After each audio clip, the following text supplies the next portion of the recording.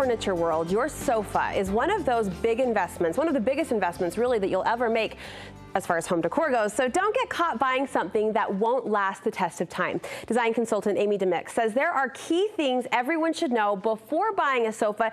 The end goal here really is to look for the best quality piece. My question is, can you get quality in all budgets and all price ranges? You really can. I think that there are several different things that you can consider in addition to style and color.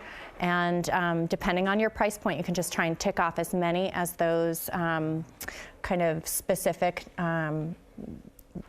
important features, that you can find. Well, topping your list from a design perspective is the feature of functionality. And obviously you think of a sofa, it has to work for your space, it has to work for your family. So what should the consumer, the at-home designer, consider as far as functionality goes? I always start with function, no matter what I'm designing or what I'm shopping for, start with function first. If you're looking for a sectional sofa that you can fit 8 people on when you're watching movies, then start with the function first. Okay. And start, or maybe you're looking for a formal piece of furniture where you're not necessarily trying to have more than 3 or 4 people sitting on the sofa. It's not a feet-up kind of a piece? Yeah, but start writing down and taking notes, even on your phone, if you want to start kind of being methodical about things before you even walk into a store. I think especially in a living room, we want the more seating we consider the better, right? We want the most seating we can pack into that space. So talk to us about sizing and scale as the sofa compares to the room. What should we take into account? So we have a lot of big rooms in Utah, and one of the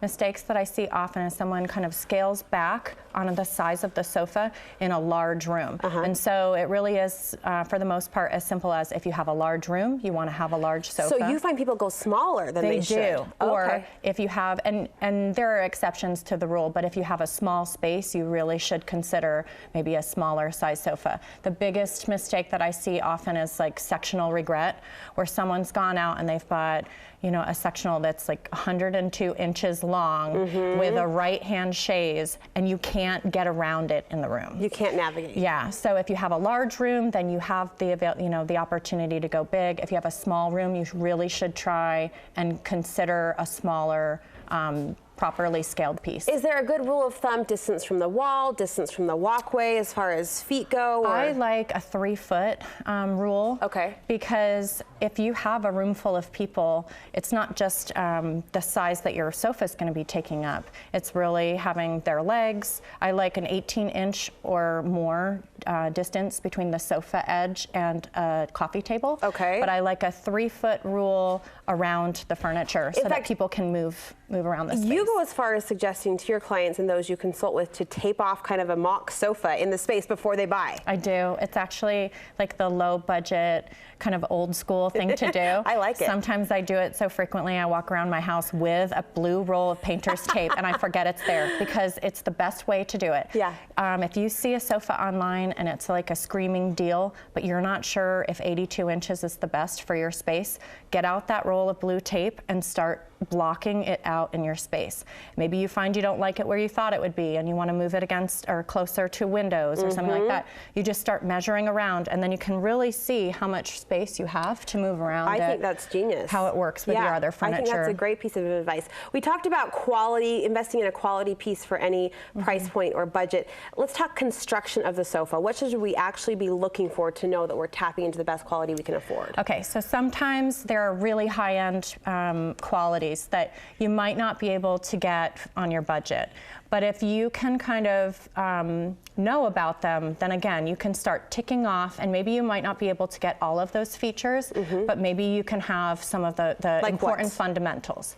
So a decent sofa, I really feel strongly about products being made in the US, unless they're made in Europe or Canada, but a lot of imports are really sketchy to the point where they don't even know what's inside the sofa. There could be formaldehyde and crazy particle board and things that really are not a good investment for your sofa and for your family. What should you look for in like springs and comfort? So, well, I love a frame that's made out of kiln-dried hardwood. Okay. If for some reason that's not in your budget, then look, if you have to go with a plywood frame, go with something that has 11 to 13 layers of plywood.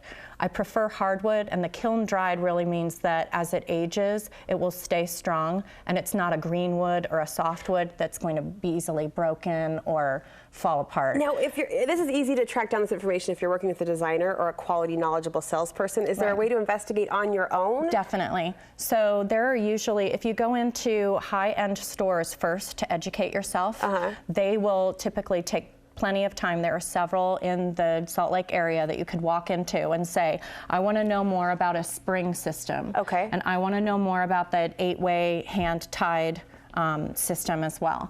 And those are the highest, kind of most desirable ways to start with your foundation for the sofa. Okay. Kiln-dried hardwood and either hand-tied or an S spring or continuous spring. This is all great to me. I'm feeling smarter by the minute. Yeah. What about the cushions and the filling, I guess, is what I'm asking about. There's nothing worse than a saggy cushion on a structured couch. Yeah, so some people kind of have their mind set up at first or at the beginning, and they say, I really like softness, so I want that down, cushion. Plush. Right. But the problem with, and down is really pricey, and I've had clients that have bought expensive down sectionals, and then in a year, they're like sinking, there's no form to them, and they're constantly fluffing them to make them look decent. So I kind of like a combination of deep foam, and then if you like the kind of softer feel, then to have a combination of foam, down, and some other wrap that goes into it. All right, about a minute left. I want to ask you about the fun part. That is the design and the style. And you're one to kind of shy away from the trends, going for that longevity in mind. What do you recommend from a design perspective as far as the aesthetics? So I think with the aesthetics, it's important to hit the most durable fabric that you can find. Usually those are woven. They also have high durability and stain resistance. And then the fun part comes along where, do you want a leg or a skirt? What kind of arm do you want? And sometimes before you go into a store, start studying some really fun things online that you see. There are some excellent resources online. And then you can start to kind of see which leg you like with which arm you like, whether you want a skirt with a rolled arm.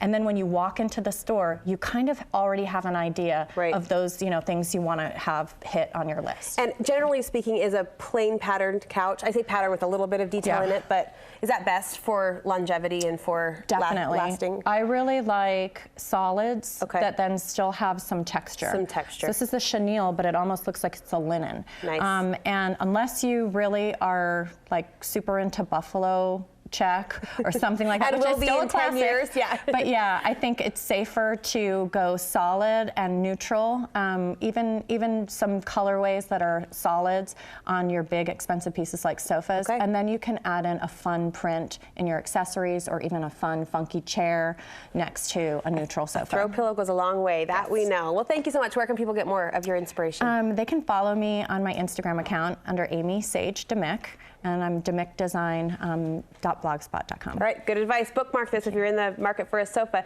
or will be in the coming months.